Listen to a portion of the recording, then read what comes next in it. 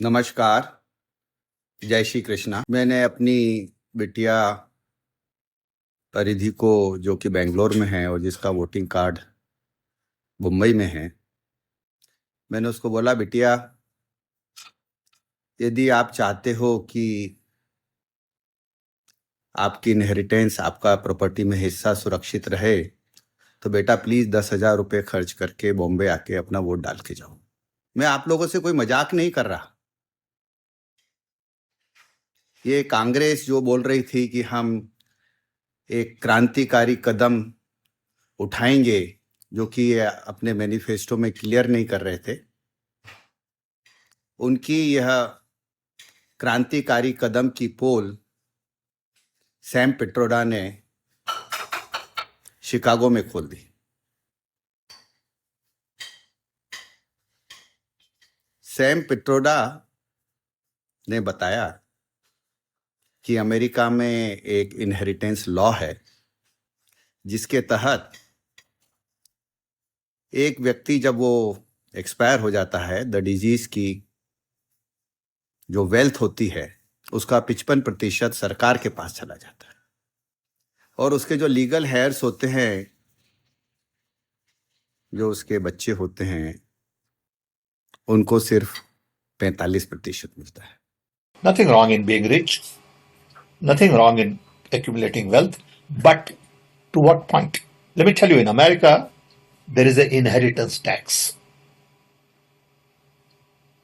So if, let's say, one has $100 million worth of wealth, and when he dies, he can only transfer probably 45% to his children. 55% is grabbed by government. Now that's an interesting law. It says, you in your generation made wealth, you are leaving now, you must leave your wealth for public. उन्होंने यहाँ तक कहा कि भारत के लिए एक बहुत अच्छी स्कीम है। ये सैम पिट्रोडा, सत्यनारायण जी जिनका असली नाम है, इन लोगों को एक्चुअली हिंदुइज्म से इतनी तकलीफ है कि इनको अपना सही हिंदू नाम बताने में भी शर्म आती है। अपने आप को सत्यनारायण कभी नहीं बोलते, सैम पिट्रोडा। ये इनकी एक मेंटलिटी, इनकी गुलामी की मेंटलिटी को बताता है। इन्होंने कहा कि ये हिंदुस्तान में इम्प्लीमेंट होनी चाहिए। आपको मैं ये बता दूं कि ये सैम पिट्रोडा वही व्यक्ति हैं जिनके इशारों पे, जिनकी एडवाइस पे गांधी फैमिली काम करती है। Is a close adviser of Gandhi family. तो ये कांग्रेस जो क्रांतिकारी कदम की बात कर रही थी, उसकी पोल हमारे सत्यनारायण जी ने खोल दी शिकागो के अंदर। मोदी जी ने अभी अपने एक भाषण में बोला कि आपकी वेल्थ रिडिस्ट्रीब्यूट करके मुसलमानों को दे दी जाएगी। कांग्रेस उसको रिफ्यूट कर रही थी, बोल रही थी कि हमने ऐसा कुछ नहीं बोला। राहुल गांधी ने very recently, I can share even the video of that rally, में कहा कि हम कास्ट सेंसस करेंगे। ये तो खैर शुरू से ये बोलते रहे थे। इन्होंने ये भी बोला कि हम पूरी वेल्थ को स्कैन करेंगे, फाइनेंशियल स्कैनिंग करेंगे।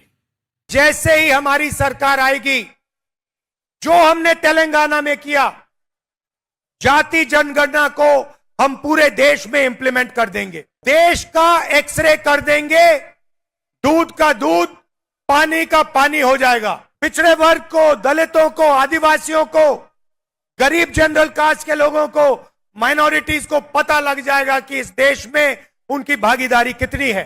हम फाइनेंशियल और इंस्टीट्यूशनल सर्वे करेंगे, ये पता लगाएंगे हिंदू किसके हाथों में है, कौन से वर्ग के हाथ में है। और इस ऐतिहासिक कदम के बाद हम क्रांतिकारी काम शुरू करेंगे। जो आपका हक बनता है वो हम आपके लिए, आपको देने का काम। We will have to devise innovative plans to ensure that minorities, particularly the Muslim minority, are empowered to share equitably in the fruits of development. और उस वेल्थ को इन्होंने बहुत क्लियरली उस रैली में बोला कि हम उस वेल्थ को मुसलमानों में डिस्ट्रीब्यूट करेंगे। This is on record. तो भाइयों बहनों, आपकी तिजोरियां खंगाली जाएंगी, आपके बैंक अकाउंट खंगाले जाएंगे, आपके जमीन जायदाद का ब्यौरा इकट्ठा किया जाएगा।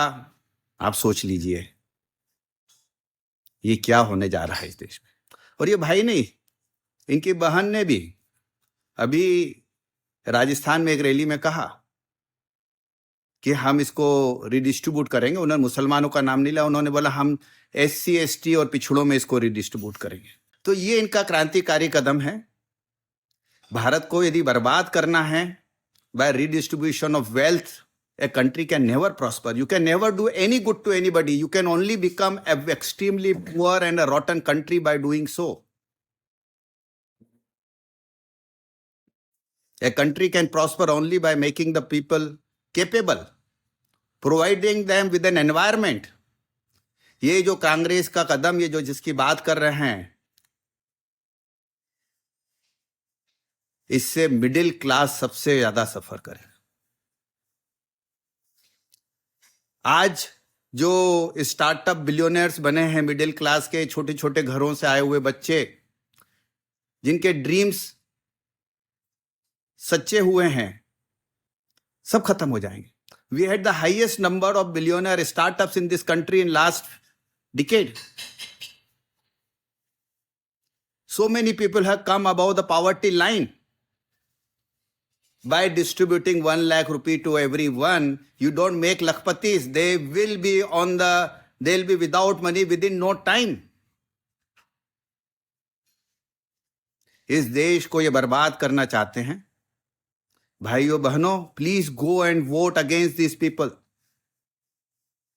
They are not good for anybody, whether Hindu, Muslim, SC, ST, backward, OBC, anybody. It's not good for the country. इन लोगों ने हमेशा से ऐसे क्रांतिकारी कदम उठाए हैं, right from the time of freedom, to demonize the majority community. They framed the rules against the majority community. Today they want to take their wealth away.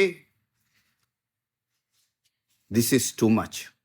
और अभी भी यदि आपकी नींद नहीं खुलती है, यदि आप अपने घरों में बैठे रहते हैं, if you don't come out and vote, be ready. Be ready. समय आ गया है कांग्रेस मुक्त भारत का.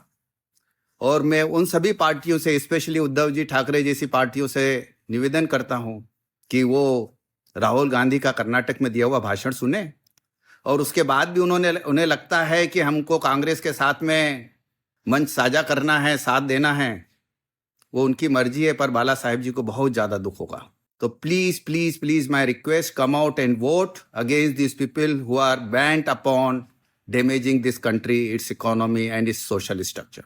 Thank you.